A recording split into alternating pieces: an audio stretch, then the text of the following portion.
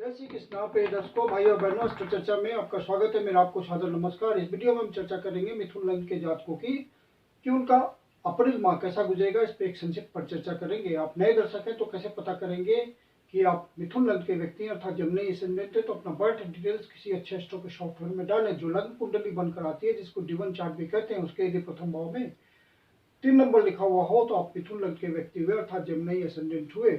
यह प्रथम भाव कहलाता है और इसमें 3 नंबर लिखा हुआ अर्थात ये मिथुन लग्न की कुंडली को इंडिकेट करता है। 1 अप्रैल को जो गोचरीय परिस्थितियां हैं वो आपकी कुंडली पे लगाया हुआ है और जो महत्वपूर्ण गोचरीय परिवर्तन है उसको यहाँ डिस्प्ले किया हुआ है। सूर्यदेव 13 अप्रैल को मेष राशि में प्रवेश करेंगे। शुक्रदेव भी मेष राशि में 24 अप्रैल को प्रवेश करेंगे। मंगलदेव 23 अप्रैल को मीन राशि में जाएंगे और बुधदेव 9 अप्रैल को मीन राशि में परिवर्तित करेंगे राशि को। आपके लग्नेश हैं बुधदेव जो कि वक्री अवस्था में 11वें भाव पे गोचर कर रहे हैं और 9 तारीख से पहले पहले यही गोचर करेंगे। फिर 9 तारीख को यहाँ से निकल करके वक्री अवस्था में ही मीन राशि में प्रवेश करेंगे जो कि उनकी नीच की राशि होती है।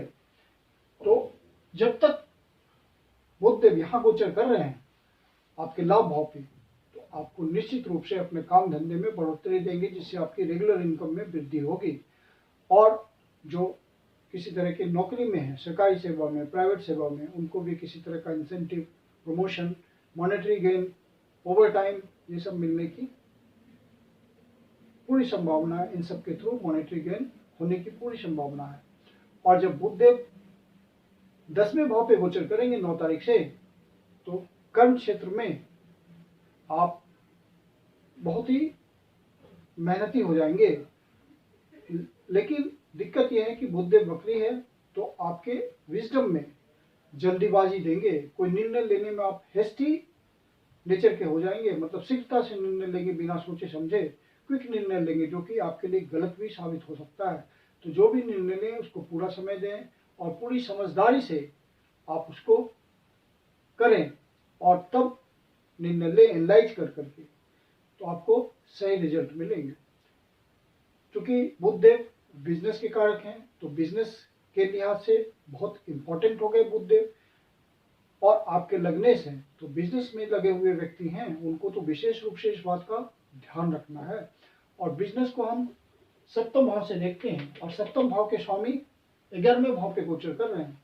तो 9 तारीख से पहले पहले बुधदेव बृहस्पति देव के साथ गोचर कर रहे हैं, तो ये एक अच्छी स्थिति है और आपको भरपूर लाभ मिलने की संभावना है। और जब बुधदेव 9 तारीख को बुधदेव यहाँ से निकल करके 10वें भाव पे आएंगे तो भी अच्छी स्थिति बनी रहेगी और आपको काम धंधे में बढ़ोतरी होती रहेगी।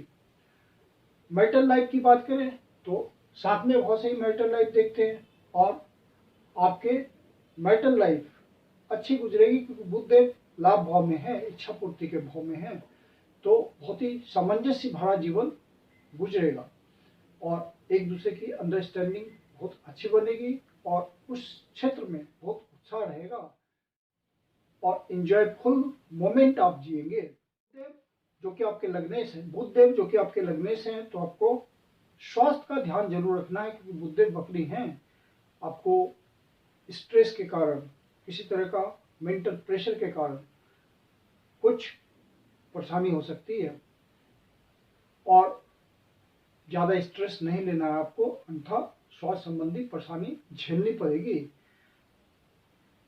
स्ट्रेस फ्री होके आपको अपने वर्क प्लेस पे रहना चाहिए जब तक बुधदेव वक्री हैं।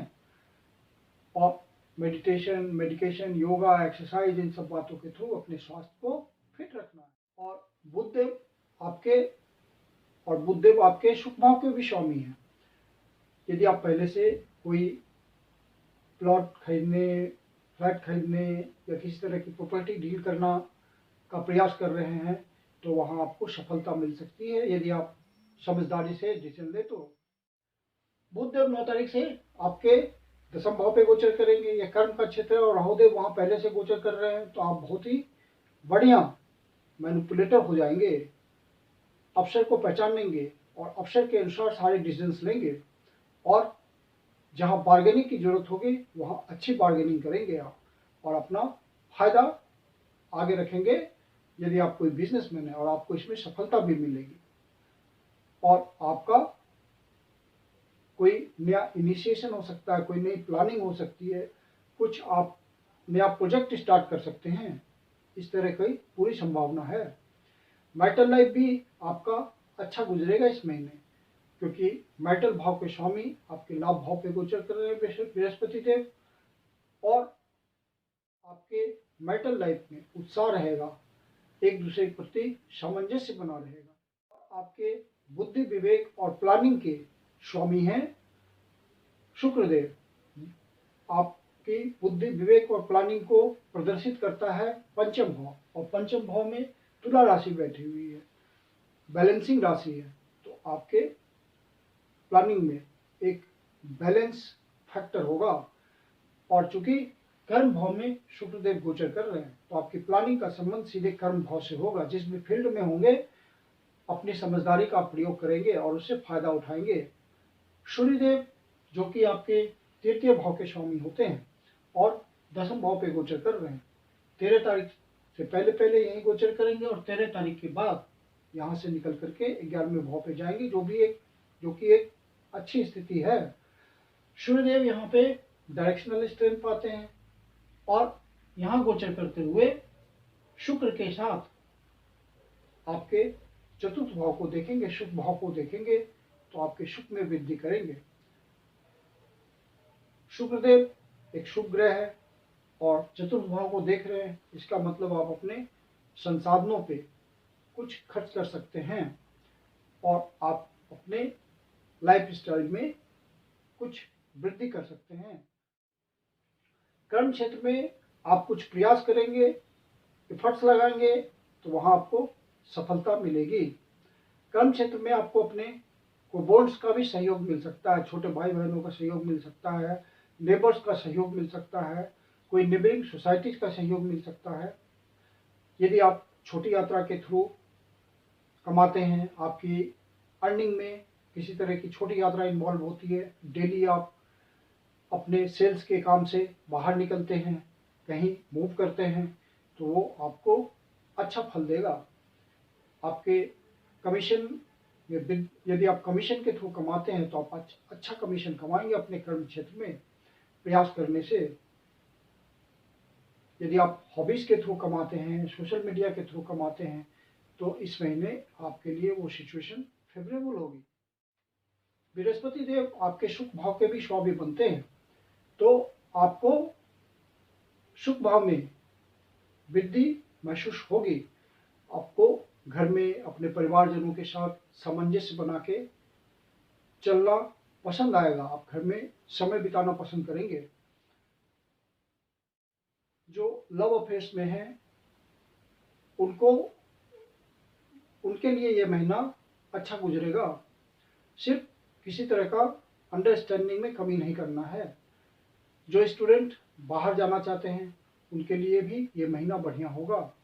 जो स्टूडेंट हायर एजुकेशन कर रहे हैं उनको कंसंट्रेट होके पढ़ना जरूरी है, क्योंकि आपके लग्नेश बुधदेव वक्री अवस्था में हैं, कंसंट्रेशन बनाने में दिक्कत होगी। मंगलदेव और शनिदेव आपके भाग्य भाव पे गोचर कर रहे हैं।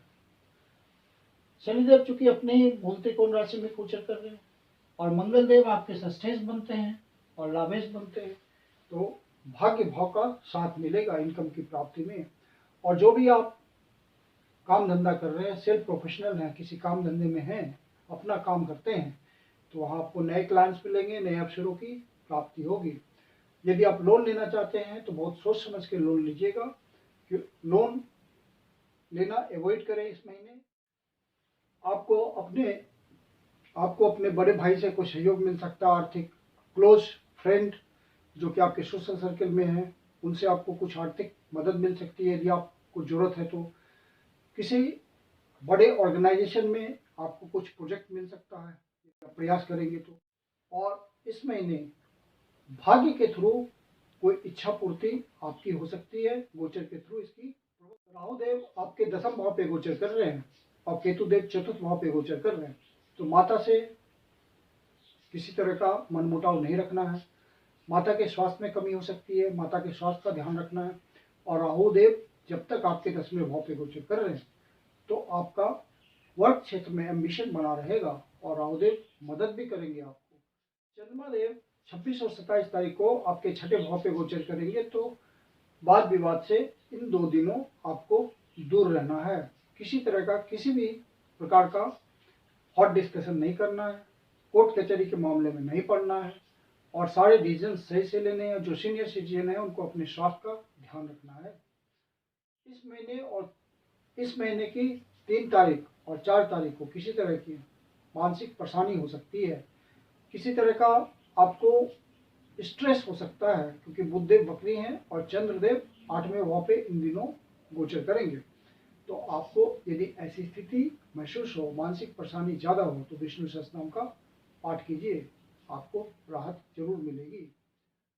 11 और 12 तारीख को आपका खर्चा बढ़ा हुआ हो सकता है, बजट असंतुलित हो सकता है, किसी तरह की यात्रा हो सकती है, ऑफिशियल हिसाब में या पर्सनल इंजॉयमेंट के लिए या फैमिली ट्रिप पे आप जा सकते हैं। तो अपने बजट का ध्यान रखिएगा। कुल मिला के इस महीने की गोचरीय स्थिति आपके लिए फेवरेबल है और आपको किसी तरह की परेशानी नहीं आनी चाहिए। यदि आपके ओरिजिनल नेटल चार्ट में कोई निगेटिव बात नहीं है तो। मैं कुंदन शर्मा आप लोग का हार्दिक स्वागत करता हूं। यदि आपको वीडियो अच्छा लगा तो इसको लाइक करें, अपने परिचितजनों को शेयर करें और अष्टो चर्चा चैनल पर पहली बार आए हैं तो इसको सब्सक्राइब करें और बेल आइकन प्रेस कर दें ताकि आपको रेगुलर नोटिफिकेशंस मिलता रहे। और आपके जीवन की कोई समस्या है जिसका समाधान आप हमसे चाहते तो पर्सनल कंसल्टेशन ले सकते हैं। मेरी अपनी कंसल्टेशन शुल्क होती है। कंसल्टेशन के लिए बुकिंग नंबर है 9891644517। धन्यवाद।